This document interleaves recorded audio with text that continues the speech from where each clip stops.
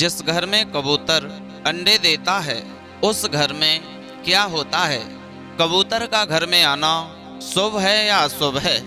नमस्कार, जय श्री राधे, जय श्री कृष्णा। दोस्तों, आज की वीडियो में आज के इस प्रसंग में जानेंगे कि घर में कबूतर का आना शुभ होता है या अशुभ होता है, अच्छा होता है अपने जीवन के लिए या बुरा फल मिलता है। तो बने रहें इस वीडियो की समाप्ति तक। आज हम इस कहानी के माध्यम से आपको सारी जानकारी देने वाले हैं। तो आपसे निवेदन है कि इस कहानी को आप पूरा अवश्य ही सुनें, आधा अधूरा छोड़कर जाने की गलती ना करें, क्योंकि आधा अधूरा ज्ञान हमारे जीवन में हानिकारक साबित होता है, उसका गलत परिणाम मिलता है। तो दोस्तों, आप इस वीडियो की समाप्ति तक बने रहें। कहानी शुरू करते हैं। जानेंगे आज की वीडियो में कि घर में यदि कबूतर आकर के अंडा देता है या गुटरुगू करता है तो हम गरीब बन जाते हैं या धनवान बन जाते हैं। तो समझते हैं इस कहानी के माध्यम से क्या घर में दुख मुसीबत आती हैं या सुख का संकेत होता है घर में कबूतर आने का। तो दोस्तों, जानते हैं, चलिए कहानी शुरू करते हैं। एक किसी गांव में एक मनोज नाम का व्यक्ति रहता था। उसके साथ उसकी पत्नी और एक छोटा बच्चा भी रहता था। लेकिन जो मनोज था वो पक्षियों से बहुत ज़्यादा प्रेम करता था। रोजाना पक्षियों के लिए दाना पानी डाल देता था। अपनी छत पर बहुत से पक्षी आ जाया करते थे, वो बड़ा खुश होता था। लेकिन होता क्या है, कुछ दिनों के बाद में उस मनोज के घर में कुछ पक्षी यानी कुछ कबूतर आकर के एक घोंसला बना लेते हैं। और घोंसला में जब वो रहने लगे तो मनोज उन पक्षियों की बड़ी अच्छी सेवा करता है, दाना पानी डालता है, हंसी खुशी के साथ में रहता है, उनके साथ अपना समय व्यतीत करता है। दोस्तों, लेकिन जो उसकी पत्नी थी वो बड़े क्रूर स्वभाव की थी। वो बात बात पर अपने पति से नाराज होती थी, उन परिंदों को बुरी नजर से देखती थी। वो बस यही सोचती रहती थी कि ये कबूतर मेरे घर में कितनी गंदगी कर रहे हैं, बिष्टा कर देते हैं, छेड़ कर देते हैं, कूड़ा करकट इधर उधर से उठाकर लाते हैं जिससे घोंसला बनाते हैं। मैं झाड़ते झाड़ते सफाई करते करते परेशान हो जाती हूँ। दोस्तों, लेकिन वो मनोज जो था वो रोजाना उन परिंदों को, उन पक्षियों को दाना पानी डालता था। लेकिन उसकी पत्नी बड़ी गुस्सा करती थी, उन्हें बड़ी नफरत थी उन कबूतर और कबूतरी से। क्यों? क्योंकि वो गंदगी करते थे। वो बड़ी दुखी होती है। एक दिन वो मनोज समझा रहा है, पागल मत बनो, ये जीव हैं, इन जीवों की हम रक्षा नहीं करेंगे तो फिर कौन करेगा? हम मनुष्यों का कर्तव्य है कि हर जीव को अच्छी नज़र से देखें और उसकी मदद करें, सहायता करें, उसे दाना पानी भी डालें। लेकिन तुम ऐसी नफरत करती हो, न जाने ये तुम्हारे कितने जन्मों के दुश्मन हैं। वो बात बात पर लड़ती है, झगड़ती है, अपने पति मनोज से भी कहती है, तुम्हें खिलाना पिलाना है, इन पक्षियों के साथ ही रहना है तो मुझे छोड़ दो और मुझे मेरे मायके भेज दो, तुम इन पक्षियों के साथ ही रहो। लेकिन दोस्तों, वो मनोज बेचारा करता भी क्या, उसने जैसे तैसे अपनी पत्नी को समझाया बुझाया, कोई बात नहीं। जब तक ये पक्षी अपने घर में अंडे देने के बाद पक्षी जो इनमें से बच्चे न निकलें तब तक इन्हें तंग मत करो, रहने दो। ये इसीलिए अपने घर में आए हैं कि जब ये अंडे देंगे, अंडा देकर के उनमें से बच्चे निकलेंगे और उड़ने लायक होंगे, वो उड़ जाएंगे। इसलिए हमारा कर्तव्य ये नहीं बनता कि इनका कोई घर तो है नहीं, ये तो हमारे घर में नहीं तो अन्य किसी के घर में जाएंगे, इन्हें तो कहीं ना कहीं जाकर के अपना घोंसला बनाना ही है, इन्हें भी अपना जीवन यापन करना है। तो परमात्मा ने हमें सक्षम बनाया है, सब कुछ दिया है, तो फिर क्यों ना हम इन परिंदों की रक्षा करें, क्यों ना हम इन जीवों की सेवा करें, हमारा कर्तव्य बनता है। मनुष्य 84 लाख योनियों में सबसे सर्वश्रेष्ठ होता है, क्योंकि गोस्वामी तुलसीदास ने भी कहा है कि 84 लाख योनियों में सबसे सर्वश्रेष्ठ ये मनुष्य है। बड़े भाग्य मानुष तन पावा, सुर दुर्लभ सद ग्रंथन गावा। यानी ये मानुष का शरीर जो परमात्मा ने हमें दिया है, वो इन्हीं अच्छे कामों को करने को ही दिया है, मेल प्रेम बढ़ाने के लिए ही दिया है। जो भी जीव है उससे प्रेम बढ़ाओ, घृणा किसी से मत करो। लेकिन तुम इन जीवों से नफरत पैदा करोगी तो फिर कर ही क्या लोगी। परमात्मा यदि रुष्ट हो गए, उनकी बिल्कुल टेढ़ी नजर हो गई, तो फिर जिंदगी में सुख नहीं मिल सकता है। इसलिए तुम मेरी बात मानो, इन परिंदों को परेशान मत किया करो। घर में थोड़ी बहुत गंदगी हो भी जाएगी, उसे साफ सफाई हम स्वयं करते रहेंगे, लेकिन इन्हें कष्ट नहीं पहुंचना चाहिए। दोस्तों, इस बात से मनोज की पत्नी बड़ी क्रोध में रहती है, हर समय लड़ती झगड़ती है। एक दिन जब मनोज अपने किसी कार से बाजार के लिए जा रहा था, तो उसने क्या देखा कि कबूतरों ने अंडे दे दिए हैं और उस घोंसले में अंडे रखे हैं। उन्हें देखकर के मनोज को बड़ी खुशी हुई और उन्हें दाना पानी भी डाल दिया और बाजार जाने से पहले पत्नी को पास में बुलाया। पत्नी से कहा, हे प्रिय, अब तो इन कबूतरों ने अंडे भी दे दिए हैं और ये कुछ दिन के मेहमान हैं। उसके बाद इन अंडों से जब पक्षी निकल आएंगे, इनके बच्चे निकल आएंगे, तो ये वैसे भी उड़ करके चले जाएंगे। ये कोई हर समय सारी जिंदगी हमारे पास ही रहने के लिए तो नहीं आए हैं। लेकिन तुम चिंता न कीजिए, इसलिए इन पर थोड़ी दया करना और देखभाल करना। मैं तो आज बाजार में जा रहा हूँ, मार्केट में जा रहा हूँ। दोस्तों, आज वो उसी वक्त पत्नी को समझा बुझा करके मार्केट में जाता है, बाजार में जाता है। उधर जब वो बाजार में गया तो मनोज की जो पत्नी थी वो क्या करती है कि वो चल कर के अपने घर से किसी पड़ोस के घर में पहुंची, वहां बातों में लग गई। तब तक उसका जो एक लड़का था, कुछ समझदार था, उसकी ये इच्छा हुई कि जो अंडे हैं, हमारे पापा ने कहा था कि अभी इन कबूतरों ने अंडे दे दिए हैं, तो मैं क्यों ना इन अंडों को देख लूं। तो उसने जहां पे कबूतर के अंडे रखे थे, वहां कबूतर तो थे नहीं, और जाकर के रसेनी को लगाकर, सीढ़ी को लगाकर उसने उन अंडाओं को पकड़ा और देखने लगा। उनके साथ वहीं रसेनी पे खड़े खड़े खुश होने लगा, खेलने लगा। तब तक क्या होता है दोस्तों, मनोज की पत्नी यानी उस लड़के की माँ पड़ोसन के घर से घर पे आई है, तो देखा है कि जहाँ पे कबूतर बैठे थे उस जगह पे बच्चा रसेनी रख कर के, सीढ़ी रख कर के उन कबूतरों के अंडों को पकड़ करके खेल रहा है। तो एकदम से क्रोध करने लगी, नालायक, तू इतने ऊंचे पर चढ़ गया है, जैसा तेरा बाप है ठीक वैसा तू भी बनना चाहता है। तुझे तेरे पिता जैसा मैं नहीं बनने दूंगी। तेरे पिता को इन परिंदों से बहुत ज्यादा प्रेम है, बस इन्हें ही चाहते रहते हैं।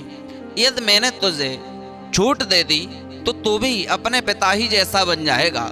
दुष्ट, तुझे ये नहीं पता कि इस ऊंचे से स्थान से, सीढ़ी से यदि तू नीचे गिर गया तो तेरे चोट लग सकती है।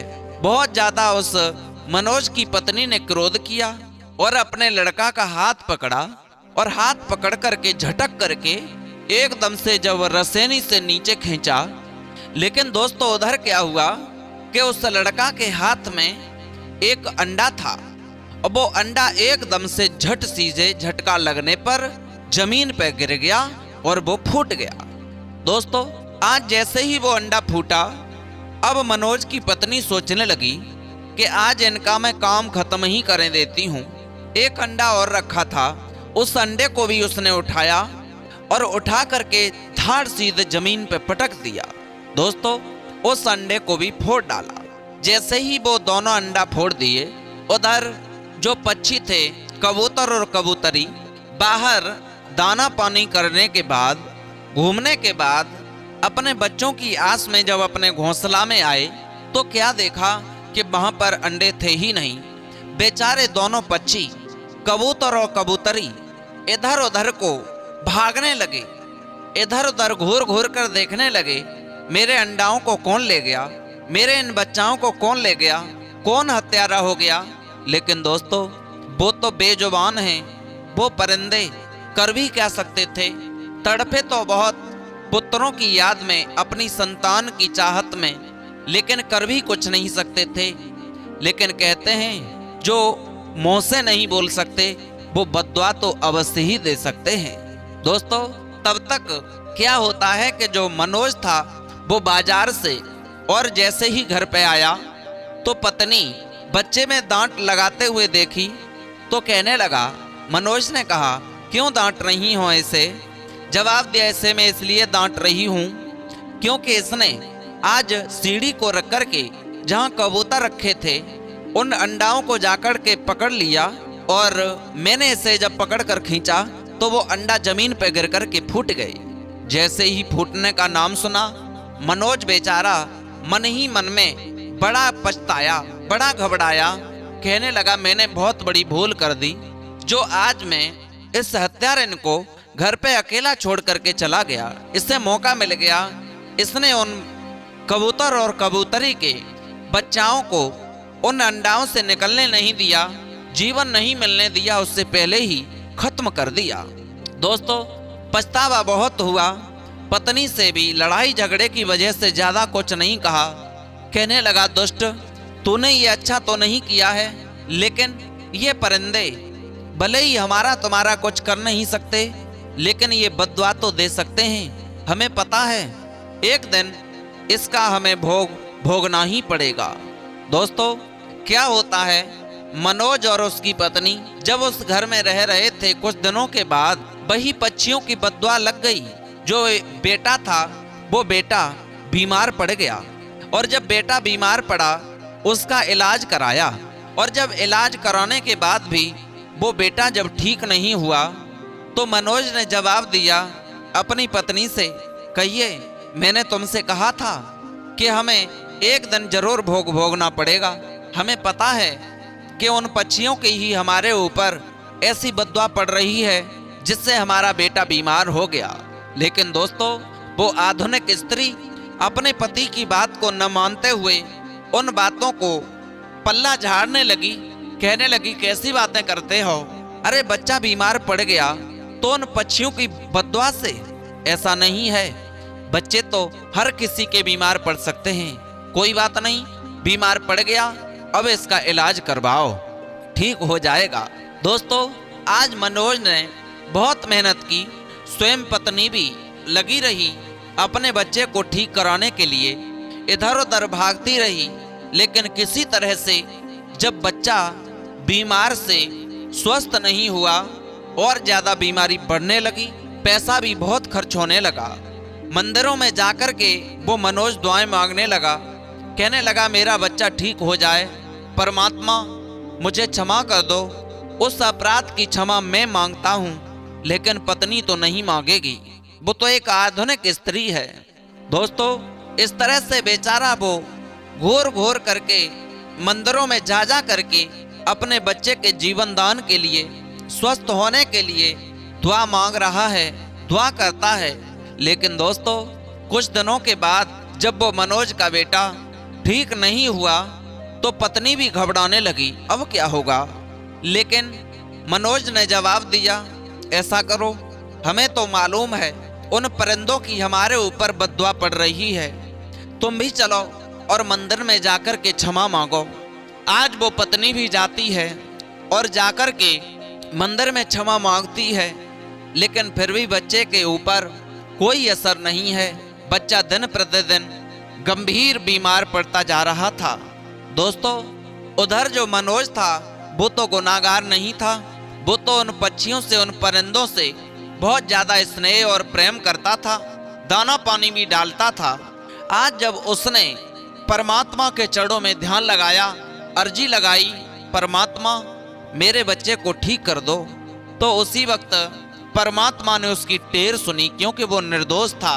दोष उसका नहीं था, वो तो दोषी वो दोनों थे, लेकिन बच्चा भी दोषी नहीं था। वो तो मोहवश उन अंडों से खेल रहा था, लेकिन दोस्तों उस कलंकिनी का था, उस पत्नी का था।